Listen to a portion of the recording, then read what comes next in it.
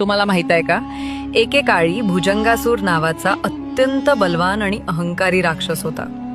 त्याने आपली तपश्चर्या करून ब्रह्मदेवाकडून वरदान मिळवलं होतं की त्याचा मृत्यू कोणत्याही पुरुषाच्या हातून होणार नाही.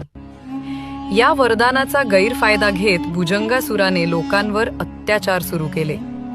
देव, ऋषी आणि सामान्य जनता त्याच्या भीतीने त्रस्त झाली.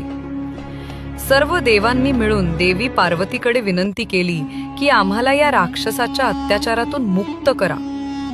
तेव्हा पार्वती मातेनं तुळजा रूप धारण केलं, ज्याला नंतर तुळजा भवानी म्हणतात. ती देवी तुळजापूर या ठिकाणी प्रकट झाली. भुजंगासुराने देवीला आव्हान दिलं, पण देवीने अत्यंत पराक्रमी युद्ध केलं. शेवटी देवीने त्याला आपल्या त्रिशूळाने भेदून त्याचा संहार केला. मृत्यूपूर्वी भुजंगासुराने देवीच्या चरणी मस्तक ठेवून क्षमा मागितली.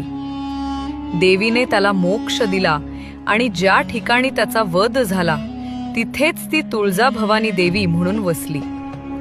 आणि असं मानलं जातं की तुळजा भवानी देवी ही छत्रपती शिवाजी महाराजांची कुलदेवता होती आणि त्यांनी देवीच्या कृपेने हिंदवी स्वराज्याची स्थापना केली.